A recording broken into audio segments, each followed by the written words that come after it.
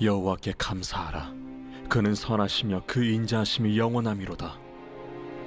여호와의 속량을 받은 자들은 이같이 말할지어다. 여호와께서 대적의 손에서 그들을 속량하사 동서남북 각 지방에서부터 모으셨도다. 그들이 광야 사막길에서 방황하며 거주할 성읍을 찾지 못하고 줄이고 목이 말라 그들의 영혼이 그들 안에서 피곤하였도다. 이에 그들이 근심 중에 여호와께 부르짖음에 그들의 고통에서 건지시고 또 바른 길로 인도하사 거주할 성읍에 이르게 하셨도다. 여호와의 인자하심과 인생에게 행하신 기적으로 말미암아 그를 찬송할지로다. 그가 사모하는 영혼에게 만족을 주시며 줄인 영혼에게 좋은 것으로 채워주심이로다. 오늘 제목이 고난에서 축복으로, 오늘 이 메시지를 통해서 고난이 축복이 되는 소망을 품는 그런 여러분 되시기를 바라면서 메시지를 전합니다. 우리 인생에는 고난이라는 것이 있습니다. 절대 원하지 않지만 시시로 찾아오는 것이 고난입니다. 올 한 해 여러분 어떻게 전망하십니까? 올해도 여전히 바라기는 우리가 올해는 참 복된 한 해가 되기를 원하겠지만 고난이 꼭 있을 겁니다. 그거를 부인할 수는 없습니다. 그냥 잘 될 거라고 말만 한다면 거짓 희망을 주는 일이 될 겁니다.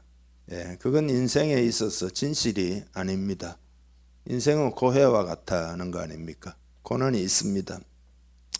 그렇지만 분명히 깨달아야 할 것은 하나님의 자녀들에게 고난이 손해가 되는 일은 절대 없다는 사실입니다.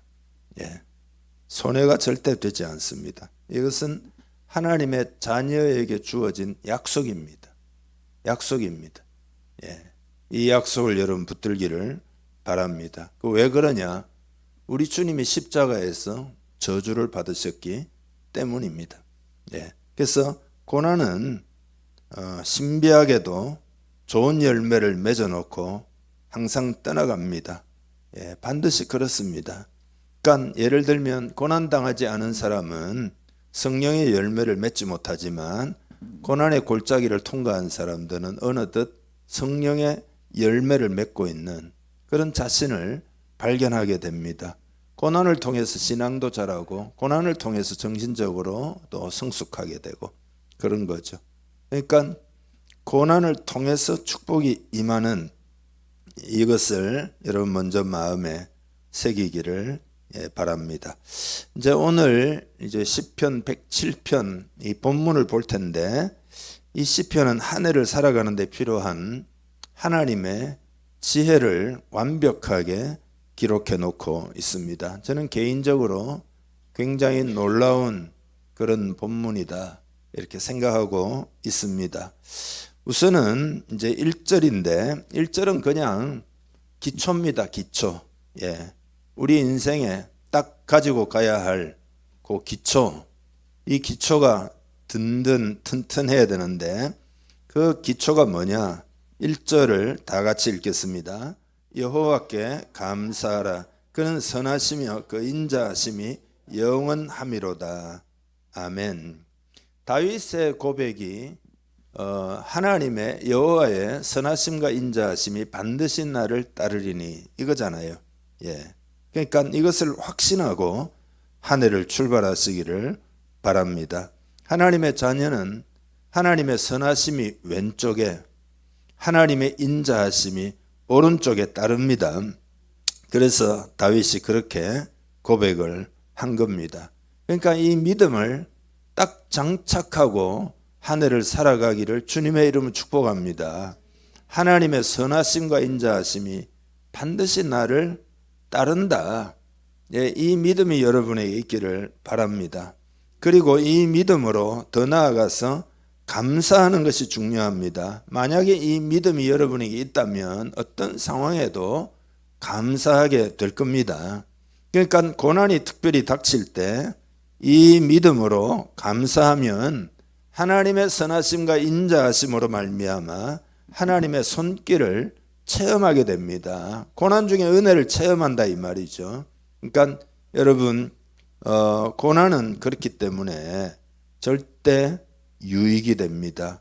시편 119편 71절에 보면 고난당한 것이 내게 유익이라 이로 말미암아 내가 주의 율례를 배우게 되었나이다 그랬잖아요. 그러니까 고난당하고 난 다음에 하나님의 말씀이 율례를 배웠다는 말은 갑자기 고난당하니까 그 말씀이 생생해지고 그 말씀이 이런 거구나 이렇게 체험하고 경험하고 하나님 말씀이 살아 움직이는 것을 깨닫게 되고 그 말씀을 의지하여 그래서 오늘 본문에도 보면은 위험한 지경에서 위경에서 그 말씀을 보내어 건지신다 그랬잖아요.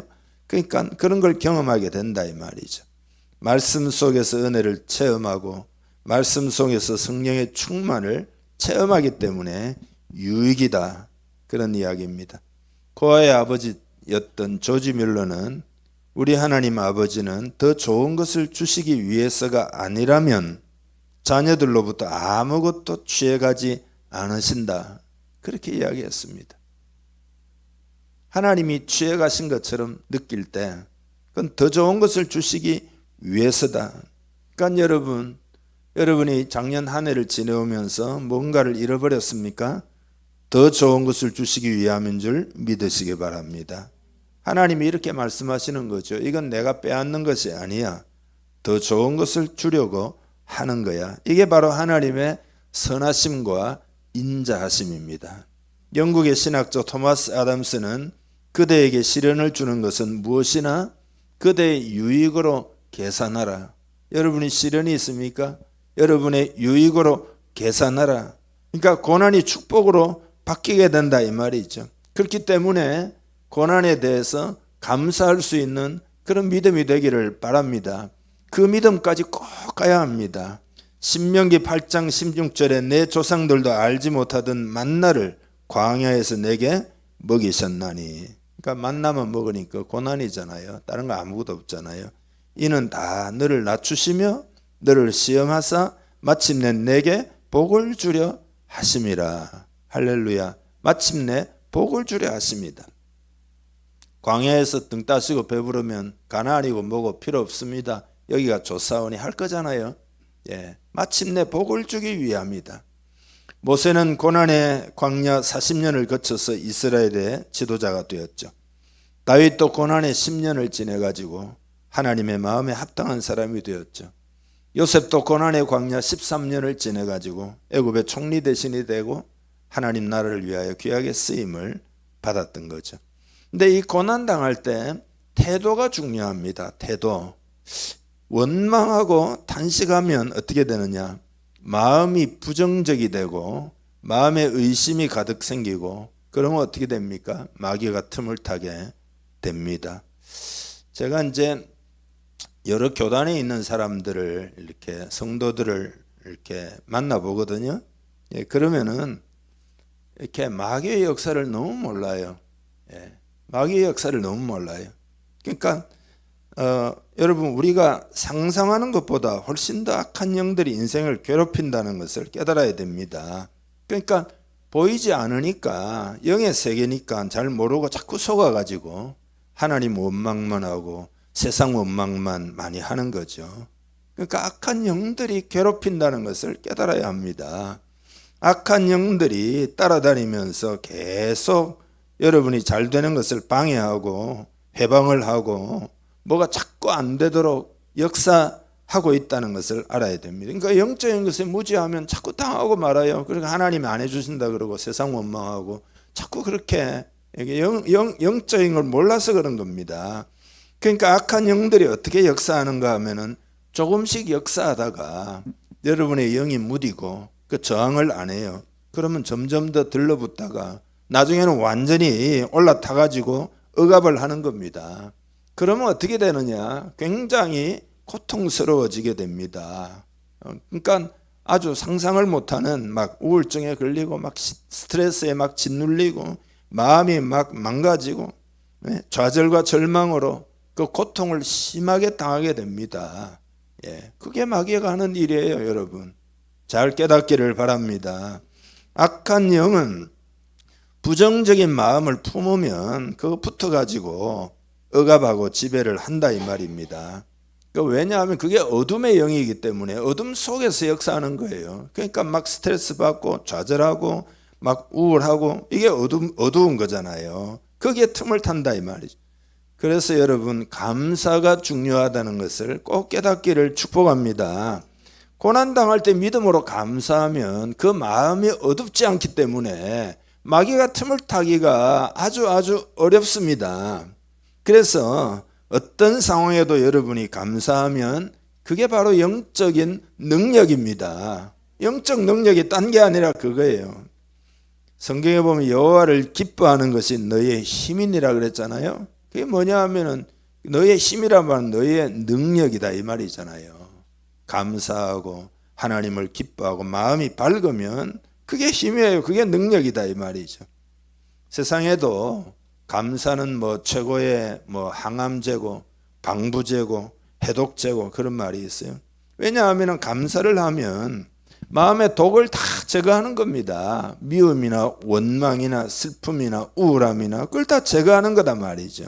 그러면 어떻게 되느냐? 당연히 몸도 건강해지고 마음도 건강해지고 그렇게 되는 거죠. 정리하자면 원망하고 불평하고 탄식하면 그러면 암이 몸을 괴롭히듯이 악한 영들이 틈타서 억압하고 괴롭히는 겁니다. 여러분 마음이 되게 괴로울 때 악한 영이 역사하는 줄 알아야 합니다. 그렇지만 감사하고 찬양하고 기뻐하면 하나님의 빛이 비추어져 가지고 생명이 넘치게 되는 거라 이 말이죠. 그러니까 감사라는 게 대단한 힘을 가지고 있습니다. 그래서 이게 기본이라 그랬잖아요. 여호와의 선하심과 인자하심이 반드시 나를 따른다. 이 믿음으로 감사하는 이 기본을 딱 장착하고 한 해를 살아가기로 결단하는 이 아침 되기를 바랍니다. 그 다음에 이제 두 번째는 4절에서 7절을 먼저 좀 읽어야 되겠습니다. 4절에서 7절 다 같이 읽죠. 그들이 광야 사막길에서 방황하며 거주할 성읍을 찾지 못하고 줄이고 목이 말라 그들의 영혼이 그들 안에서 피곤하였도다. 이에 그들이 근심 중에 여호와께 부르짖음에 그들의 고통에서 건지시고 또 바른 길로 인도하사 거주할 성읍에 이르게 하셨도다. 아멘. 구체적인 고난이 여러분의 삶에 닥칠 때 반드시 기도로 이겨야 됩니다. 기도로. 기도 외에 이길 수 있는 길이 없음을 깨달아야 됩니다. 기도로 이기리라. 한 번만 외쳐보겠습니다. 기도로 이기리라. 빌립보 4장 6절 7절 잘 아시죠? 아무것도 염려하지 말고 다만 모든 일에 기도와 간구로 너희 구할 것을 감사함으로 하나님께 아뢰라. 그리하면 모든 지각에 뛰어난 하나님의 평강이 그리스도 예수 안에서 너희 마음과 생각을 지키시리라. 사람들은 여러 가지 고난을 당할 때 어찌할 바를 몰라가지고 막 당황해합니다. 근데 그때가 여러분 자동적으로 기도할 때임을 깨달아야 합니다. 그러니까 내가 승리하느냐 실패하느냐가 여기에 달려 있습니다. 마음에 어려움이 생길 때 많은 사람들이 그냥 대책 없이 주저앉아요. 자꾸 주저앉아서 완전히 깔아앉아요. 마음이 슬프고 우울하고 왜 주저앉습니까? 이 습관을 반드시 깨뜨려야 됩니다. 그때는 부르짖어 기도할 때다. 기도로 이겨야 할 줄 믿습니다. 교회 나와서 간절히 기도하면 마음과 생각을 하나님이 지켜주신다는 거예요. 이렇게 자꾸 회복을 경험하면 여러분의 영이 성장하고 영이 강해지고 기도 외에는 방법이 없다는 것을 꼭 깨닫기를 바랍니다. 제자들이 귀신 들린 아이를 고치지 못했는데 주님이 오셔서 고쳤잖아요. 그러니까 제자들이 물어요. 주님, 우리는 왜 그거 못 쫓아냅니까? 그러니까 주님 뭐라고 그러셨죠? 기도 외에 다른 것으로는 이런 종류가 나갈 수 없느니라. 억압하고 괴롭히는 그 영들을 기도 외에 무엇으로 과연 쫓아낼 수 있냐면 영적인 것을 우리 육신으로 싸워가지고는 절대 못 이겨요. 기도하면 성령님이 역사해서 이기는 거라 이 말이죠. 그러니까 고난이 다가올 때 기도로 이겨야 되지 다른 것으로 안 된다. 성도의 고난은 영적인 거예요. 영적인 거. 스피리추얼한 거예요. 그래서 기도해야 합니다. 마음이 고통스럽고 괴롭지만 딱 작심하고 기도할 때구나. 그래서 기도를 계속 해나가야 합니다. 그래서 주님이 시험에 들지 않게 깨어 기도하라. 그 기도 안 하면 시험에 든다 그런 이야기잖아요. 그리고 6절 7절에 방금 읽었잖아요. 이에 그들이 근심 중에 여호와께 부르짖음에 어떻게 됐습니까?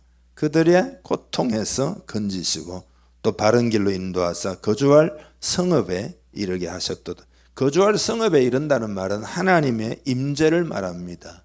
하나님의 임재 안에 이르게 하신다. 기도할 때 하나님이 임재에 계시면 여러분 어떤 문제도 다 이기고 승리하고 그런 거죠. 그 다음에 이제 9절이 중요한데요. 읽어보겠습니다. 그가 사모하는 영혼에게 만족을 주시며 줄인 영혼에게 좋은 것으로 채워주심이로다. 아멘. 이건 왜 그런가 하면은 왜 사모하는 영혼, 왜 줄인 영혼이 되게 하시냐. 기도하도록, 그런 기도하도록. 마음이 여러분이 줄이고 뭔가 채워지지 않고 그렇게 해야 기도하거든요. 그러니까 여러분의 마음이 줄인 마음이다. 뭔가 채워지지 않는다. 답답하다. 그거는 기도해야 된다는 신호로 포착을 해야 됩니다. 뭔가 여러분의 마음에 갈급함이 있으면은 그게 하나님의 부르심입니다. 좋은 것으로 채워주시려는 계획이 있다는 뜻입니다. 여러분의 마음을 한번 들여다보기를 바랍니다. 사모하는 영혼입니까? 줄인 영혼입니까? 내 마음에 지금 줄임이 있다. 기도해야 되겠구나. 그걸 느껴야 합니다. 배부른 영혼은 뭐냐? 그건 하나님이 어떻게 하실 수 없는 마음 상태입니다. 하나님이 도와주고 싶어도 못 도와주십니다. 왜냐하면 내 마음이 줄이지 않고 내 마음이 배부르고 괜찮다 하는데 도와주실 수가 없습니다. 그래서 사모하는 영혼이나 줄인 영혼이 좋은 겁니다. 그 영혼에 만족을 주시고 그 영혼에 좋은 것으로 채워주신다 약속하고 있습니다. 그러니까 우리는 이제 예를 들어 특별한 문제가 없을 때도 주님을 가까이 해야 합니다. 그건 기본 당연히 그렇습니다. 그러나 보통은 그렇지를 못합니다. 은혜를 쉬이 잊어버립니다. 이게 잘 될 때는 내가 괜찮을 때는 그냥 잘 되는가 보다 이게 당연한 걸로 생각을 한다 이 말이죠. 하나님이 고난을 허락하실 수밖에 없는 것은 평소에는 기도를 잘하지 않다가도 고난이 있으면 줄인 영혼이 되기 쉽기 때문에 그런 겁니다. 난 하나님 절대로 안 믿는다는 사람도 고난 당하면 결국 나중에는 하나님이 계시면 나 좀 살려주세요. 그렇게 되는 거죠. 그러니까 고난이 정말 싫은 것이지만 고난을 당해야 기도도 하고 하나님이 준비하신 복을 받게 되는 겁니다. 그래서 이와 관련해서 12절에서 14절을 읽어보겠는데요. 시작. 그러므로 그가 고통을 주어 그들의 마음을 겸손하게 하셨으니 그들이 엎드러져도 돕는 자가 없었도다. 이에 그들이 그 환난 중에 여호와께 부르짖음에 그들의 고통에서 구원하시되 흑암과 사망의 그늘에서 인도하여 내시고 그들의 얽어맨 줄을 끊으셨도다. 아멘. 하나님이 고통을 준다는 이 표현이 나오잖아요. 이 본문을 오해하는 사람들이 굉장히 많습니다. 이 고통을 준다는 말은 고통을 허락하신다. 고통을 허락하신다는 말의 의미는 뭐냐? 나의 잘못 때문에 고통이 당연히 오는데 그거를 하나님이 막아주시지 않는다는 뜻입니다. 조금은 막아주십니다. 하나도 안 막아주면 다 멸망하고 맙니다. 근데 어떤 부분은 하나님이 다 막아주지 않는 거죠. 이건 어쩔 수 없이 허락하실 수밖에 없는 부분입니다. 그래야 하나님께로 돌아와서 그 영혼이 복을 받기 때문입니다. 그러니까 이게 비유적으로 이렇게 한번 생각을 해보세요. 우리가 아프면 통증이 생기잖아요. 근데 통증이 없으면 병원에 가겠습니까? 예, 보통 절대 안 갑니다. 예, 그러니까 통증이 있다는 것은 병이 있다는 것을 가르쳐주는 인체 경보 시스템이잖아요. 그러니까 아파가지고 못 견디고 결국은 병원에 가게 돼서 치료받잖아요. 그러니까 이 통증이 어찌 보면 은혜예요. 그죠? 고난이라고 하는 것은 통증처럼 아프죠. 그렇지만 이게 은혜입니다. 참 의사 되신 하나님께 나아가서 기도하게 되고, 그 하나님이 의사죠. 하나님도.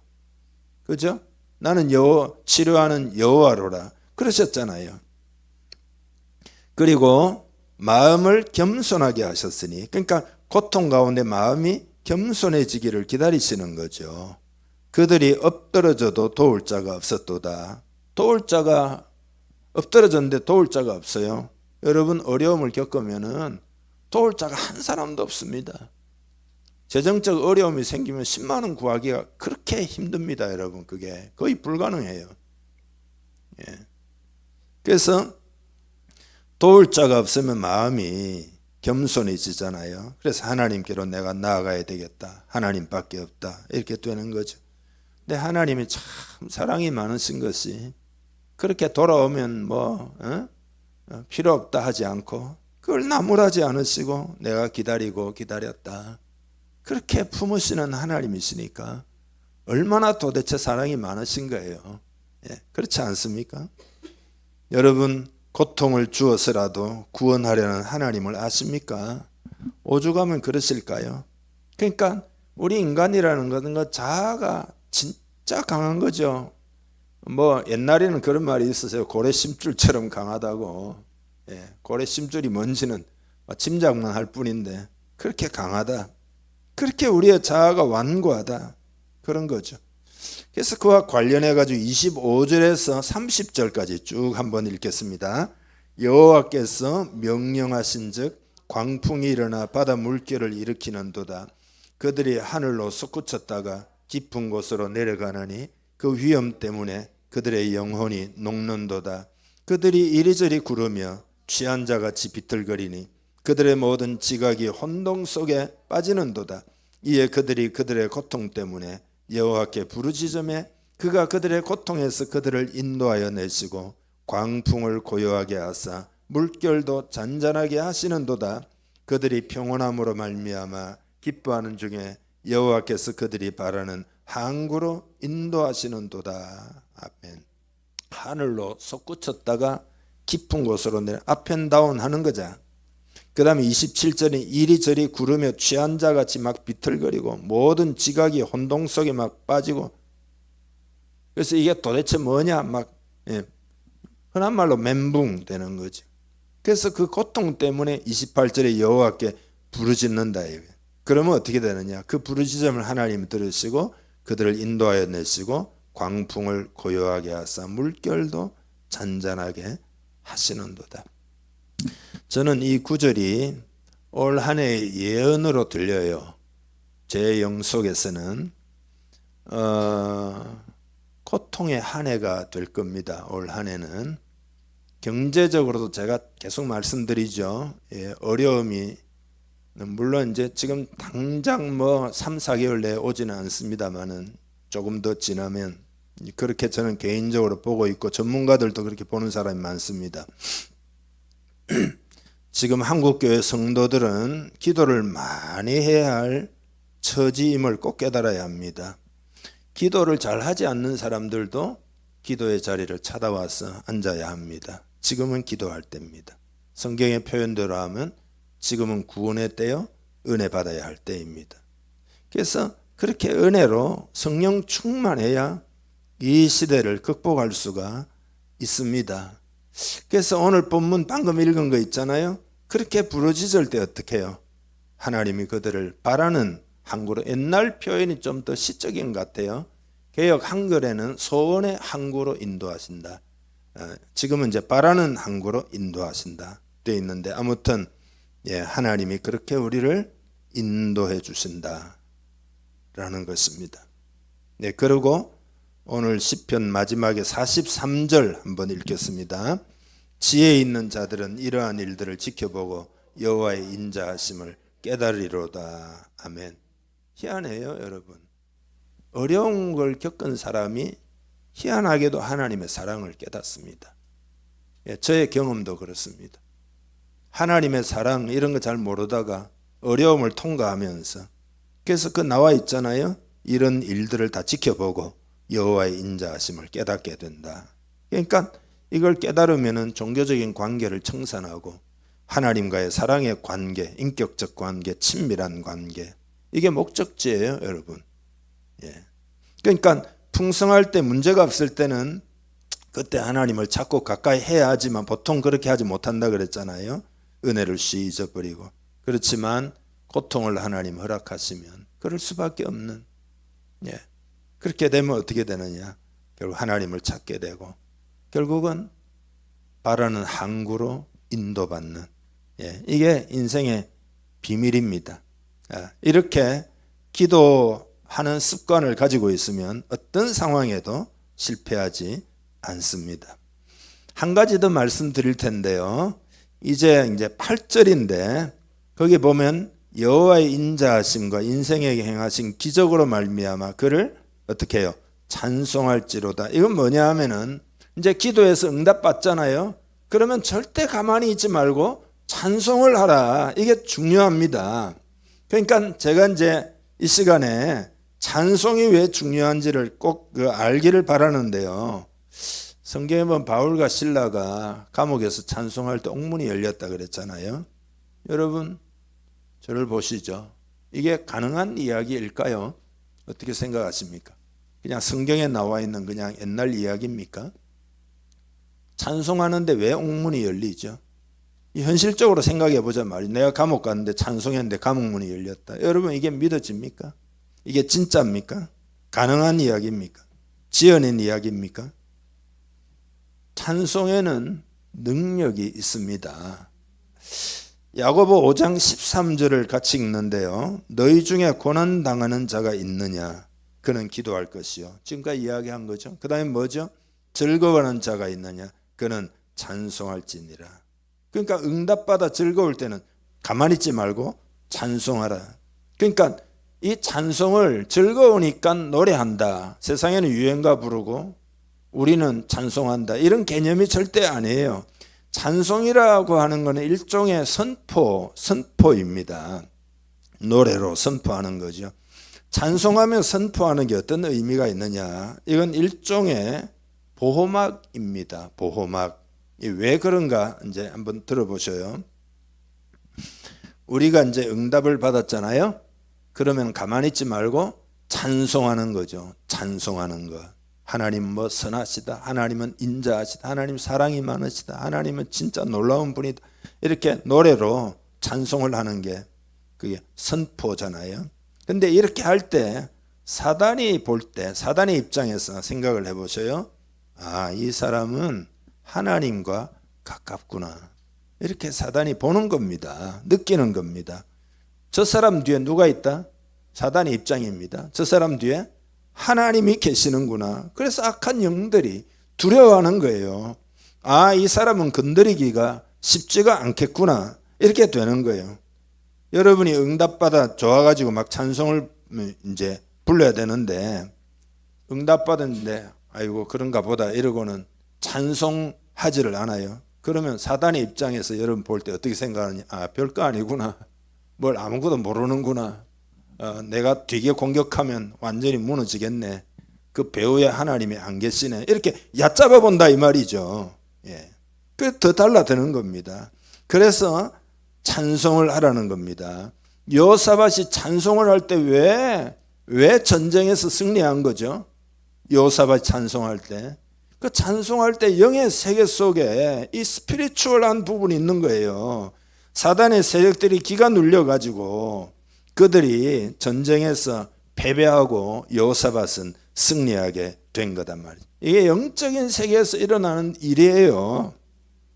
찬송은 선포의 의미가 있다 그랬잖아요. 선포하는 게 성경에 많이 나옵니다. 선포하리로다 뭐 선포하는 내용도 나오고 성경에 많이 나오는데 많은 사람들이 이게 어떤 의미인지를 잘 모르고 사용하지 않는 경우가 많습니다. 선포하는 일을 여러분 많이 하기를 바랍니다. 여러분이 어려움과 고통당하는 일이 있습니까? 어떻게 하면 되느냐? 우선 이렇게 하셔요. 내가 주님의 이름을 불러 기도했을 때 응답받은 일들을 떠올리면서 내가 그때 기도했을 때 하나님이 응답해 주셨다. 하나님이 그때 응답해 주셨다. 이게 선포예요. 내가 아파서 기도할 때 하나님이 치료해 주셨다. 어려운 과정을 통과할 때 하나님이 도와주셨다. 이게 선포예요. 하나님의 자녀들은 하나님이 하신 일이 다 있는 거거든요. 기억해내가지고 그거를 선포하는 거죠.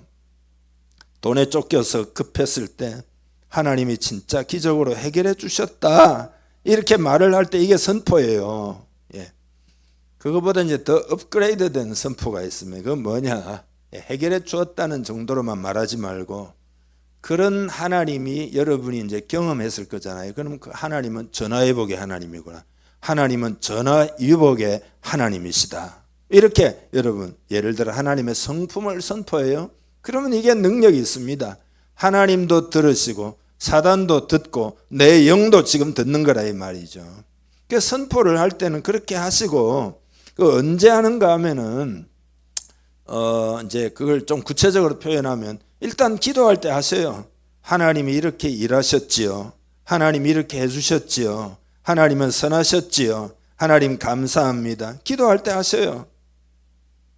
그리고 지금도 이 문제를 하나님이 그때 역사하신 하나님 지금도 하실 줄 믿습니다. 하나님을 찬양합니다. 이게 선포예요. 기도할 때 하세요. 그리고 여러분이 성도의 교제를 나눌 때 나눔을 할 때 또 그런 말을 하세요. 하나님이 이렇게 하셨다 저렇게 하셨다. 그게 하나님 자랑하는 거고 그게 선포입니다. 특별히 마음에 어떤 공격을 받을 때 불안하고 막 마음이 막 부정적인 감정이 생기고 우울해지고 그때 하나님은 어떤 분이시다 라고 선포하세요. 그걸 사단이 들어요. 하나님도 들으시고 믿음으로 이런 말을 하기를 바랍니다. 안 되면은 말이 좀 어색하면 찬송을 부르셔요. 찬송을 박수치고 찬양을 불러요. 영적 싸움이라는 걸 깨달아야 합니다.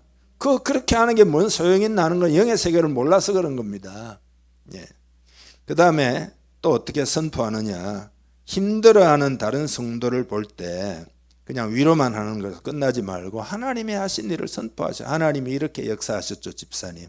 근데 이분 일에도 하나님 역사하실 줄 믿습니다. 하나님은 선하십니다. 하나님 우리의 기도를 듣습니다. 절대 하나님은 손해보도록 하지 않습니다. 이렇게 자꾸 선포를 해줘야 된다 이 말이죠.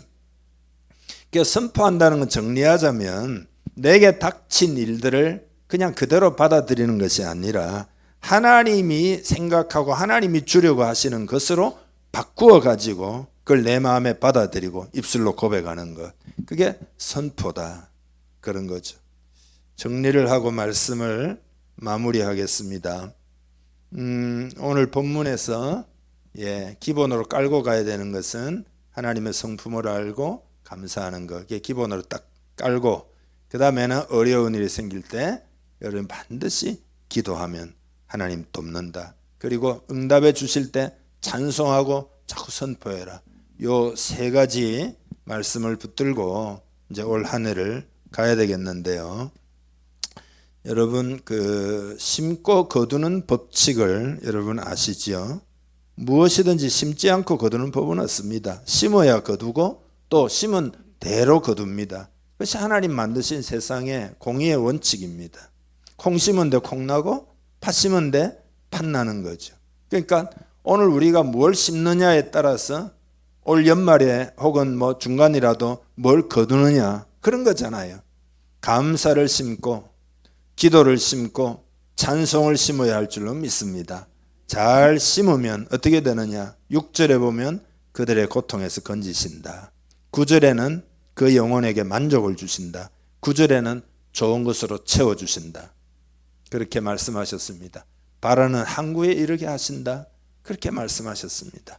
오늘 이 말씀으로 한 해 동안 승리하는 여러분 되기를 주님의 이름으로 축복합니다. 다 같이 기도하겠습니다. 하나님, 그렇습니다. 이 말씀대로 살기를 원합니다. 그러나 내 힘으로 할 수 없으니 성령을 부어주세요. 성령으로 충만하게 해주셔서 이 말씀으로 승리케 해주세요. 다 같이 기도하겠습니다. 눈을 감으시고 여러분 올 한 해 동안 뭘 먹고 어떻게 사나, 이런, 항상 우리는 인생은 결국은 물질이 필요하고 그런 걱정이 있을 수 있습니다. 그러나 하나님은 모든 것을 다 아시는 하나님입니다. 주님 안에 온전히 거하면 다 책임져 주십니다. 우리는 그걸 믿어야 합니다. 하나님 우리의 아버지입니다. 공급자고 보호하시는 분입니다. 그러니까 여러분 평상대로 하시되 최선을 다해서 하나님 의지하면 하나님이 어떤 상황에도, 여러분 IMF가 와도 그 다 잘 되는 사람 잘 되고 그래요. 그러니까 다 피할 길을 주시고 방법이 다 있습니다. 걱정할 거 아무것도 없습니다. 그래서 믿음으로 영적인 원리를 따라서 꼭 살리라 결단하기를 바랍니다. 주님, 이 시간 주님께 한 해를 의탁하며 기도합니다.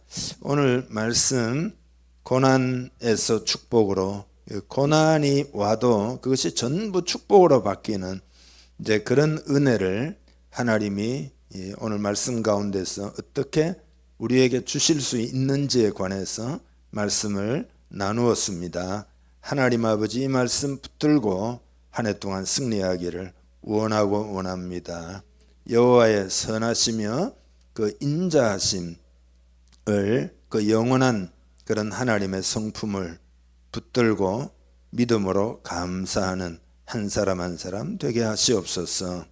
그리고 어려움이 올 때는 기도하라고 하는 신호구나 이렇게 깨닫고 무릎을 꿇을 줄 아는 그런 겸손과 겸비함이 있어서 하나님이 고난이 되지 않고 그 가운데 하나님의 사랑을 체험하고 하나님의 손길을 체험하고 그렇게 해서 하나님이 좋은 것으로 채워주시고 인도하시는 것을 경험하여 영적으로 성장하고, 그래서 이 세상을 어떻게 살면 되는지에 대해서 배우기도 하고, 그리하여 하나님이 예비하신 모든 축복을 누리는 그런 삶이 되게 하여 주옵소서.